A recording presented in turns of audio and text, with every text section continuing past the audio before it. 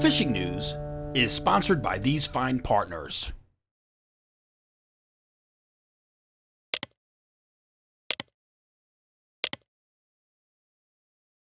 It's February 9th, 2023. Plenty of fishermen's flea markets in the weekend ahead to tell you about, including one on Super Bowl Sunday in Palmyra, where I'll be before the big game. And of course, we are, as of today, just 20 days away from the reopening of New Jersey's Back Bay striped bass fishery. So our countdown to March Madness continues here at the Fisherman Magazine. I'm Jim Hutchinson with the New Jersey Delaware Bay edition, and in talking to a lot of our shops in the Garden State earlier this week to compile the weekly fishing reports that you'll find at thefisherman.com, from Pine Brook and Bayonne, down Cape May, up around the bend into the Delaware, it's the same thing. Everyone is amped up for the start of the striped bass and winter flounder fishery here in the Garden State. Back Bay, salty rivers, of course, here in New Jersey, that's when striped bass opens.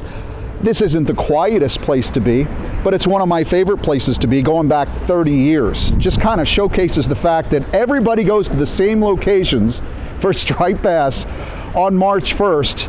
I really do have a feeling with the warmer weather we've had this winter, they're going to be alive all over the place. So there'll be plenty of places to find striped bass as of March 1st. We will have more on that in the March edition of the Fisherman Magazine. Now, I have heard from a number of folks since last Thursday's weekly video fishing forecast about that particular closure in the Garden State, and people wondering why New Jersey is so exclusive with that no targeting rule of striped bass in January and February. So let's spend a few minutes and talk about that first before we get into some of the reports.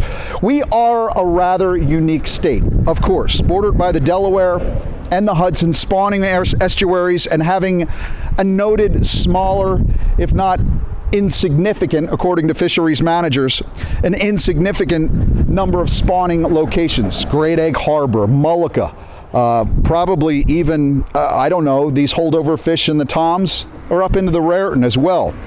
But since these fish are quite lethargic during the winter months of January and February, it makes them a little bit more apt to being snagged as opposed to caught. Now, I've been told that some fishermen used to gig up striped bass in some of the deeper holes. Think Collins Cove when it iced over on the Mullica River. Not sure if that's an accurate fact or not as to why the state of New Jersey does not have a January and February fishery. But some folks have asked me, hey, listen, why can't we at least catch and release these fish? Well, the fact is that even a catch and release fishery on striped bass has a mortality rate, 9%. Which means 9 out of every 100 stripers caught and released will count as dead fish. And those numbers come from our theoretically administered recreational harvest surveys, right? And there's pretty much, according to these surveys from the Atlantic States Marine Fisheries Commission, there's just about as much mortality on the stripers that we release as with the striped bass that we take home. So therein lies the number one problem, I believe, with anybody's efforts to open a catch and release only fishery for striped bass here in New Jersey in January and February. See that harvest data that I was talking about, the Marine Recreational Information Program, MRIP, it replaced MRFs, but it's still done 6 times a year. 2 months go into each part, all right? They're called waves. 2 months in one wave, January and February, wave 1, March, April, wave 2, May, June, wave 3, and so on and so on. But the problem is that NOAA Fisheries does not conduct any wave 1 fishery reports. There is no MRIP survey in January and February. So anyone fishing for striped bass anywhere along the Atlantic coast, catch and release or harvest, it doesn't matter. Because there's no MRIP survey in January and February, that mortality number does not compute. Apparently, federal government only works 35 hours a week, 10 months out of the year. Plus you get your 30 and out pension. Hey, as I said, New Jersey is a rather unique state, often criticized outside of our borders for a whole host of reasons. No one likes us, but we don't care, right?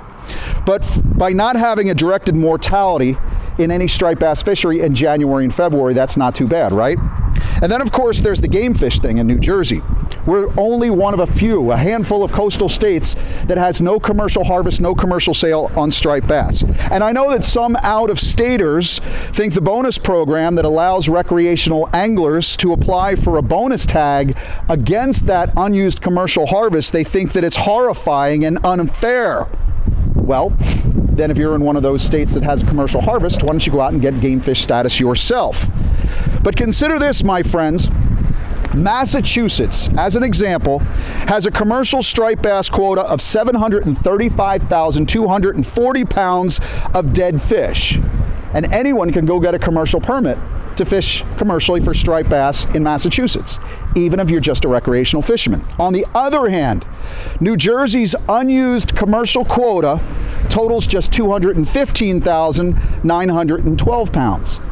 And according to the latest report from the New Jersey's Bureau of Marine Fisheries, bonus permitted anglers harvested just 33,642 pounds of that in 2022. That's just 15.6% of the total commercial quota that has been transferred to recreational fishermen.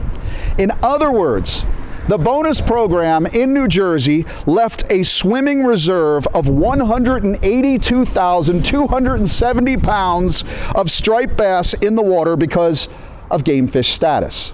You're welcome, Massachusetts. By the way, the Atlantic States Marine Fisheries Commission, ASMFC, they recently held off any decision to allow states to transfer unused commercial quota to other states with commercial quota. Now, I've had more than a few debates about the bonus program with folks over the years, but I will tell you, this 15% usage bonus program, we've effectively protected that against any future debate by the ASMFC about moving commercial quota from one state to the other. If we hadn't used that, there's a good chance, perhaps, that unused commercial quota in New Jersey, if we didn't have a bonus program, could get absconded, stolen, hijacked, moved out of New Jersey to another state. So yes, you're welcome, New York, as well. White perch, porgies, and tautog. That's pretty much about it in this first full week of February, except the freshwater options that we'll let George, the Pocono Outdoors Guy, fill you in on in just a little later. If you're looking for bloodworms for white perch, True World Tackle in Bayonne, Hook House, Tom's River, Dave at Absecon Bay, most consistent options that I can think of in the Garden State. We did have a great report from Fanatics this week at thefisherman.com, the Ocean City-based tackle shop, calling it, quote, the best perch action we have ever seen.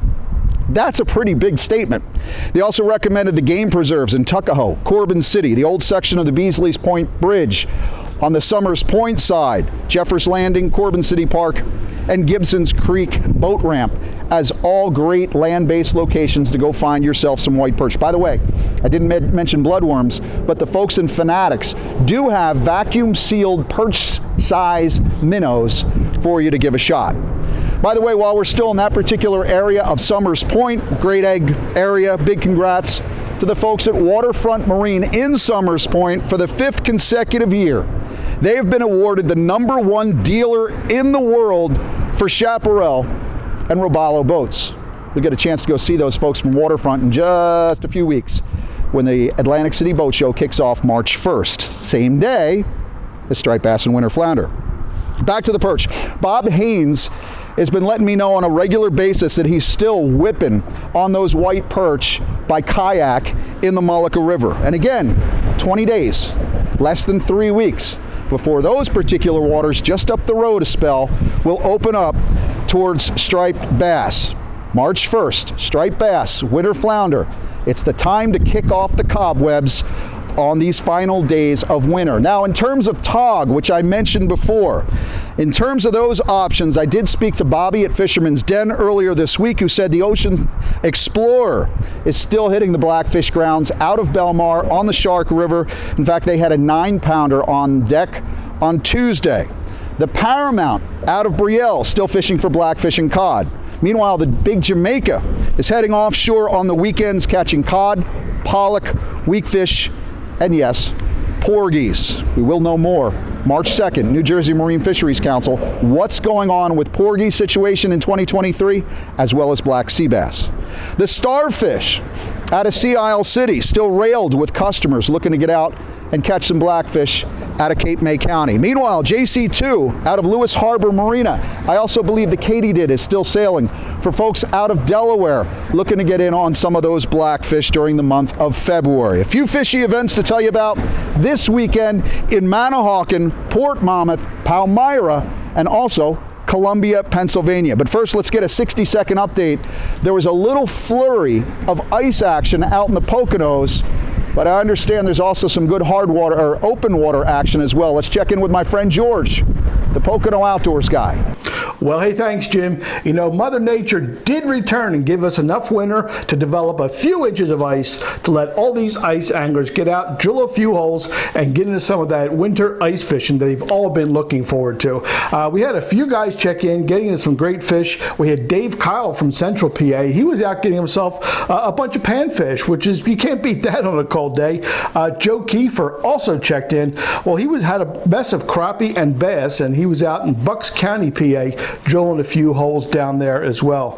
Joe Fedor, well, he was in an undisclosed lake here up in the Poconos. He got himself some perch, some bluegill, and some bass in the mix as well. But you know, those guys out there fishing that open water for trout, well, they're not doing too bad either. That season continues to do well. Tom Gilmore out in the Poconos getting himself some really nice brown trout. So guys, the fishing continues. I think that's going to only get better from here as temps get back up, start moving into the 50s again. I think we're going to have a real short spring season, but we'll see what happens. Who knows? A couple more weeks, we'll be starting up our shad watch, so we'll keep an eye out for that. But for now, go get on them. From Pennsylvania, I'm George, your Pocono Outdoors Guy. From the Pocono Mountains to the Pacific coast of Costa Rica, let's check in with Captain Ben, Jackpot Sport Fishing out of Marina Pez Vela in Quepos. Hey guys, this is Ben Gilmore from Jackpot Sport Fishing with this week's fishing report from Costa Rica. I got these two guys from New Jersey, from Califon, New Jersey, hooked up to a double sailfish right now. Woo! Woo! The bite down here in Costa Rica is absolutely cranking, guys. We got sailfish, blue marlin, mahi-mahi and tuna going on right now. Just yesterday we finished our roosterfish tournament. 62 roosterfish were caught yesterday. Lots of happy anglers, and we tagged a lot of fish for research. The weather's nice, the sea is calm. We got plenty of people from New Jersey coming down to see us. Hope to see you guys down here in Costa Rica. This is Ben Gilmore from Jackpot Sport Fishing. It's your Big Shoe weekend coming up, a big one. This Saturday, February 11th, the Southern Regional High School Fishing Club will be hosting their annual Fisherman's Flea Market from 8 a.m. till 2 p.m. That's at Southern Regional's Middle School.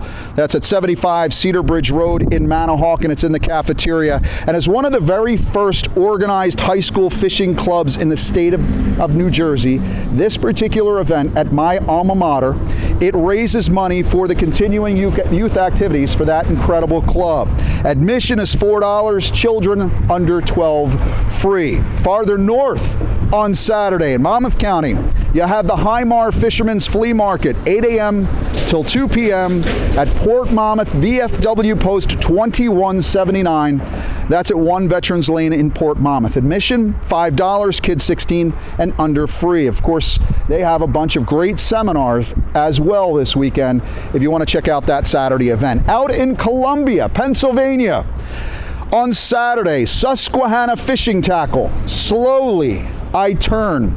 They are hosting Smallmouth Saturday from 8 a.m. till 4 p.m. Smalley experts, including Georgia Cord, Travis Manson, and Corbin Gottwald. They'll be on hand to share their tools and tactics for success on the water when you're looking for smallmouth. Door prizes as well. Should be a killer freshwater event there at Susquehanna Tackle.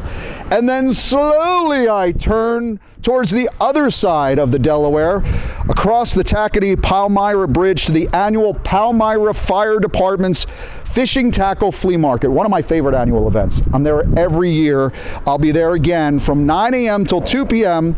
at the Charles Street School at 100 West Charles Street in Palmyra, and I will be there for that Super Sunday celebration. So stop by and say hello. Yes, the Palmyra event is on Super Bowl Sunday, and it only goes until 2 p.m. It's a quick shot across the Tacony Palmyra Bridge for folks in Pennsylvania to give it a shot. Admission is $4. Stop by the Fisherman's Table. I will be there with the BKK hooks and your Fish Bites fight clubs for your new or renewing subscription to the Fisherman Magazine. For the complete rundown on all the events this month in the tri-state area, make sure you pick up that February edition of the Fisherman Magazine. It's available in newsstands, tackle shops, marinas.